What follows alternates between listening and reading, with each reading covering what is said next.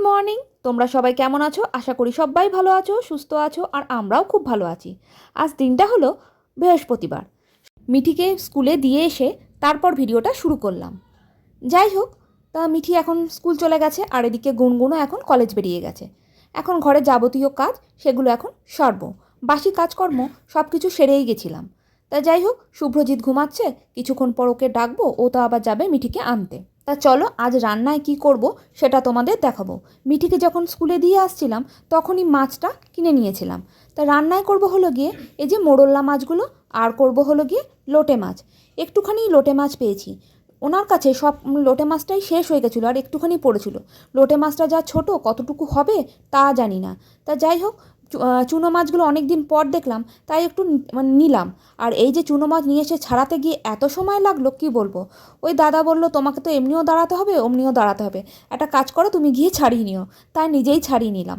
তা যাই হোক, আর দেরি করব না, মাছগুলো মানে বাছা হয়ে গেছে। এদিকে এবার বাসনটাও মেজে নিচ্ছি। খুব ঝটপট বাসন মাজবো, কেননা রান্না করতে খুব দেরি হয়ে গেছে। মিঠির আজকে আবার খেলা আছে, কখন গিয়ে যাব তাও জানি না। মিঠি যদি এর মধ্যে চলে আসে, 12টা 12:30 বাজতেই যায়। শুভ্রজিৎ উঠে গেছে, উঠে গিয়ে এখন মিঠিকে আনতে যাবার জন্য তৈরি হচ্ছে। আমার কিন্তু কোনো কাজই হয়নি, বিশেষ করে রান্নার কাজ। ঘর ঝাড় দেওয়া, মোছা, এগুলো সমস্ত হয়ে গেছে। এখন কয়েকটা টিফিনের বাসন পড়েছিল, সেগুলোই একটু মেজে নিচ্ছি। খুব দেরি হয়ে গেছে। সত্যি কথা বলতে শুভ্রজিৎ কিন্তু কিছু খেয়ে যায়নি, শুধু খেয়ে গেল চা বিস্কুট। আর ওইদিকে মিঠি কিন্তু এসেই আবার খেতে চাইবে, একটাই কারণ, ওর আজকে আবার খেলা আছে। খেলতে যাবার সময় যদি একদম পেট ভর্তি করে খেয়ে যায় ভাত, তাহলে কিন্তু খুব কষ্ট হয়। সেজন্য ভাবছি তাড়াতাড়ি করে ওর জন্য কিছু করে দেবো। একটুখানি বাসি ভাত পড়ে আছে, ভাবছি আলু আর ডিম দিয়ে ওকে ভাজা করে খাই দেবো। একটু খেয়ে দিয়ে তাহলে রেস্ট নিতে পারবে, তারপরে তো আবার খেলতে যাবে 4টের মধ্যে। আর এই দেখো, আমার রান্না কিন্তু হয়ে গেছে। এটা জানো তো, মানে খাওয়া দাওয়ার পর আমি কিন্তু ভিডিওটা করেছি, তোমরা হয়তো বুঝতেই পারছো। দেখেছো, ডালটা কমে গেছে, লোটে মাছটাও কমে গেছে, এদিকে আবার চুনো মাছটাও কমে গেছে। চুনো মাছটা করেছিলাম বেগুন আলু একটুখানি মূলো দিয়ে চচ্চড়ি মতন করেছিলাম চুনো মাছটাকে। আর লোটে মাছটা পেঁয়াজ আদা রসুন দিয়ে করেছিলাম। আর ডালটা করেছিলাম মুসুরির ডাল। খেলতে যাব এবার, তাই নিয়ে ওকে বেরোচ্ছি। সত্যিই খুব দেরি হয়ে গেছে। শুভ্রজিৎ তো খুব চিৎকার করছে, তোমাদের প্রতিদিন এরকম দেরি হয়ে যায়, সেই নিয়ে এক চব্য চলছে ঘরে। আর তাড়াহুড়া করছি, আর মিঠিকে এদিকে রেডি করেছি আমি কিছুটা, এদিকে ও নিজে নিজেও রেডি হচ্ছে। শুধু ওর চুলটা বাঁধবো আর দৌড়াবো। তাড়াতাড়ি চলো, তা নাহলে শুভ্রজিৎ আবার ফাটাফাটি শুরু করে দেবে। আর এই দেখো, মিঠিকে কোনো রকমে খেলতে ঢুকিয়ে দিয়েছি, নিয়ে শুভ্রজিৎ আর আমি চলে এসেছি স্পেন্সারে। কিছু কেনাকাটি নেই, তাও একটুখানি ঘুরতে চলে এলাম। আর যেহেতু সামনেই আছে দোকানটা, সেজন্য। এটা কিন্তু একটাই স্পেন্সার বলতে, এখানে কিন্তু জামা কাপড় পাওয়া যায় না, শুধু খাওয়ার গ্রসারিটাই এখানে পাওয়া যায়। আর কিচ্ছু এখানে পাওয়া যায় না। গ্রসারিটা বেশ বড় সড়ো, আর দামটাও একটুখানি 1-2 টাকা মতন কম। তাই এখান থেকেই ভাবি আমরা কিছু কিছু জিনিস নিয়ে নিই। এই যে এখন আমার তেলটা ফুরিয়ে যায়নি এখনও, তা ভালো একটা তেল নিয়ে নিই, আর নেবো হলো একটা বিস্কুটের প্যাকেট। তা চলো, মিঠি কী করছে সেখানে গিয়ে একটু দেখা যাক।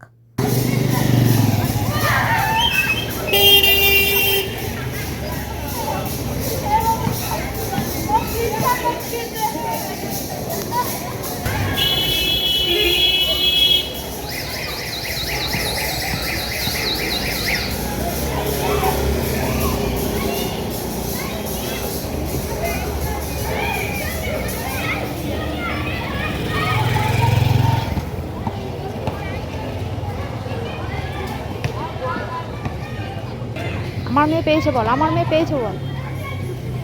তা দেখতে পেলে, মিঠি এখন খেলা করছে। ওর হয়ে এসছে, আর কিছুটা বাকি আছে। ও এখন শুধু মানে যোগাটা করবে। আর আমি আর শুভ্রজিৎ ওকে দূর থেকে দেখছি। কারণটা কি বলতো, একটাই কারণ, মিঠি আমাদের দেখলে আবার লজ্জা পায়, আবার ও দাঁড়িয়ে যায় আর হাসতে থাকে। সেজন্য আমরা একটু দূর থেকে এসে ওকে দেখছি।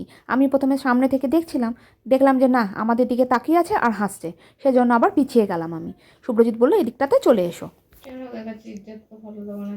তো বানিয়েছিস কেন এসব জিনিস? এগুলোকে কিনে কিনে নষ্ট করিস কেন? দেখ, তারপরেও কিছু বানাতে পারবি বলে তো মনে হয় না। এই যে দেখো, গুনগুনেরটা দেখো, একটু হাতটা সরা প্লিজ। দেখ গুনগুন, একটু সরা, একটু সরা, লজ্জা পাস না, হাতটা সরা না। এটা কি, এটা কি বানিয়েছে আমি জানি না, ক্লে দিয়ে এটা বানিয়েছে। কি জিনিসটা কি? আমি লাভ সাইন আমরা ফুল করব, ফুল করি তাই না? জানি না। এই দেখো, মিঠি করেছে প্লেট, কিসের প্লেট? আমি এটার মধ্যে আমি যখন কোথাও ঘুরতে যাব, তখন তো আমি আমার সব জায়গায় ভালো করে জিনিসগুলো ঢুকাতে পারবো না, তখন আমি এটার মধ্যে এগুলো রাখবো। ঠিক আছে? কি রাখবি? আমার যেগুলো অ্যাক্সেসরিজ।